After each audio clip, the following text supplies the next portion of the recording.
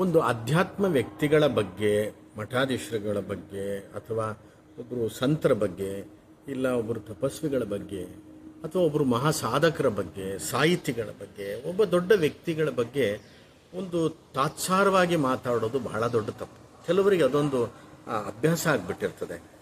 ಅವರು ಬಿಡೋ ಹಾಗೆ ಹೀಗೆ ಅಂತ ಹೇಳೋದು. ಆದರೆ ನಾವು ಎಷ್ಟು ಹತ್ತಿರದಿಂದ ನೋಡಿದ್ದೀವಿ ಅನ್ನೋದೊಂದು ಪ್ರಶ್ನೆ ಮಾಡ್ಕೋಬೇಕಲ್ವ. ಅದೇ ಥರ ಯಾರೋ ಒಬ್ಬ ವ್ಯಕ್ತಿ ಬಗ್ಗೆ ಅವನು ಕಳ್ಳ, ಮಳ್ಳ, ಸುಳ್ಳ ಈ ಶಬ್ದಗಳನ್ನು ಬಳಸ್ತೀವಲ್ಲ. ಕಳ್ಳ ಅಂತ ಹೇಳುವಾಗ ನೀವು ಯೋಚನೆ ಮಾಡಿ, ನಿಮ್ಮನೆಯಿಂದ ಏನಾದ್ರು ಕದ್ದಿದ್ದಾರಾ, ಅಥವಾ ನಿಮ್ಮಿಂದ ದುಡ್ಡೇನಾದ್ರು ದೋಚಿದಾರಾ, ಅಥವಾ ನೀವೇನಾದ್ರು ಒಂದು 100 ರೂಪಾಯಿ ಅವ್ರಿಗೆ ಕೊಟ್ಟಿದ್ದೀರಾ? ಏನೂ ಇಲ್ಲ. ಇನ್ನು ಮಳ್ಳ ಅಂತ ಹೇಳೋಕ್ಕೆ ಸುಳ್ಳು ಹೇಳ್ಕೊಂಡು ನಿಮ್ಮಿಂದ ಏನಾದ್ರು ನಿಮ್ಮ ಆಸ್ತಿ ಹೊಡೆದಿದ್ದಾರಾ, ಅಥವಾ ನಿಮ್ಮ ಮನೆಯಲ್ಲಿ ಏನಾದ್ರು ಊಟ ಮಾಡಿದ್ದಾರಾ, ಬಂದು ಉಳಿದಿದ್ದಾರಾ?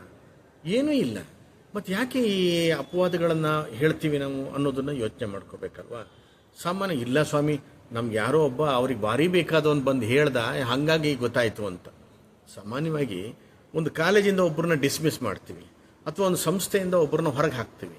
ಹೊರಗೆ ಹೋದವನು ಆ ಕಾಲೇಜ್ ಪ್ರಿನ್ಸಿಪಾಲ್ ಬಗ್ಗೆ ಹೊಗಳ್ತಾನ, ಅಥವಾ ಆ ಸಂಸ್ಥೆಯ ಹೆಡ್ನ ಹೊಗಳ್ತಾನ? ಅವ್ರನ್ನ ಏನಾದರೂ ಮಾಡಿ ದೂಷಣೆ ಮಾಡೋದೇ ಮನುಷ್ಯನ ಪ್ರವೃತ್ತಿ. ಹಾಗಾಗಿ ಒಂದು ಸೈಡಿನ ಮಾತು ಕೇಳಿಕೊಂಡು ಅವನೇನೋ ಹೇಳ್ದ ಅಂತ ನಾವು ನಂಬಬಾರ್ದು.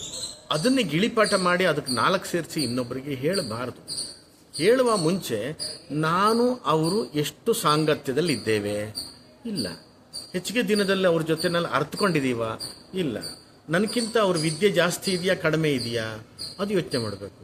ನನಗಿಂತ ವಯಸ್ಸಿನಲ್ಲಿ ಅವ್ರು ಜಾಸ್ತಿ ಇದ್ದಾರಾ ಕಡಿಮೆ ಇದ್ದಾರಾ, ಅಥವಾ ಆಸ್ತಿನಲ್ಲಿ ಸಂಪತ್ತಿನಲ್ಲಿ ಜಾಸ್ತಿ ಇದ್ದಾರಾ ಕಡಿಮೆ ಇದ್ದಾರಾ, ಅಥವಾ ವಯಸ್ಸಿನಲ್ಲಿ ಜಾಸ್ತಿ ಇದ್ದಾರಾ ಕಡಿಮೆ ಇದ್ದಾರಾ, ಅಥವಾ ಬಂಧುಗಳಲ್ಲಿ ಜಾಸ್ತಿ ಇದ್ದಾರಾ ಕಡಿಮೆ ಇದ್ದಾರಾ, ಎಲ್ಲವೂ ಒಂದು ನಮಗಿಂತ ಡಿಫ್ರೆಂಟಾಗಿ ಕಂಡಾಗ ನಾವು ಯಾಕೆ ಇನ್ನೊಬ್ಬರ ಬಗ್ಗೆ ಹೇಳ್ತೀವಿ ಅನ್ನೋದನ್ನು ಯೋಚನೆ ಮಾಡಬೇಕಲ್ವ.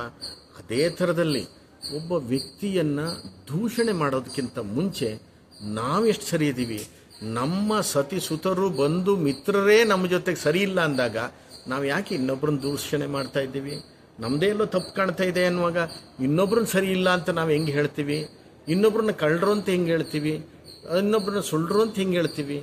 ನಾವೇನು ಅವ್ರನ್ನ, ಒಬ್ಬ ವ್ಯಕ್ತಿಯನ್ನು ಜಡ್ಜ್ ಮಾಡೋಕ್ಕಾಗಲ್ಲ. ಅದನ್ನು ಮಾಡಬೇಕಾದ್ದು ಭಗವಂತ ಮಾತ್ರ. ಹಾಗಾಗಿ ನಮ್ಮ ಸಾಧ್ಯ ಆದರೆ ಇನ್ನೊಂದು ಪರೋಪಕಾರ ಮಾಡಬೇಕು, ಇಲ್ಲಾಂದರೆ ಅಪಕಾರ ಮಾಡಬಾರ್ದು. ಏನು ಪರೇಶಿ ಪರೋಪಕಾರಾರ್ಥಂ ಯಜ್ಜೀವತಿ ಸಜೀವತಿ ಅಂತ. ನಾವು ಮಾಡಿರುವಂಥ ಕರ್ಮ ಇನ್ನೊಬ್ಬರ ಮೇಲೆ ಹೇಳಿರ್ತಕ್ಕಂಥ, ಸಾಧಕರುಗಳ ಮೇಲೆ ಹೇಳಿರ್ತಕ್ಕಂಥ ವಿತ್ತಂ ಬಂಧುರ್ವಯ ಕರ್ಮಂ ಜ್ಞಾನಂತಿ ಪಂಚಮಿ. ಈ 5 ವ್ಯಕ್ತಿಗಳು, ವಿತ್ತ, ಬಂಧುರ್, ವಯ, ಕರ್ಮ, ಜ್ಞಾನ, ಈ 5 ಸಾಧನೆ ಮಾಡಿರ್ತಕ್ಕಂಥ ವ್ಯಕ್ತಿಗಳ ವಿಚಾರದಲ್ಲಿ ಯಾರೇ ಆಗಲಿ ಅಪವಾದಗಳನ್ನು ಮಾಡಬೇಕಾದ್ರೆ, ಆರೋಪಗಳನ್ನು ಮಾಡಬೇಕಾದ್ರೆ, ಅಪಹಾಸ್ಯಗಳನ್ನು ಮಾಡಬೇಕಾದ್ರೆ ಬಹಳ ಜಾಗ್ರತೆ ಇರಬೇಕು. ಯಾಕೆಂತಂದರೆ ಗೊತ್ತಿಲ್ಲದೆ ಮಾಡುವಂಥದ್ದು ಕರ್ಮವಾಗಿ ಅವರನ್ನು, ಅವರ ಮಕ್ಕಳನ್ನು ಬಿಡದೆ ಕಾಡುತ್ತೆ. ಇದು ಧರ್ಮ.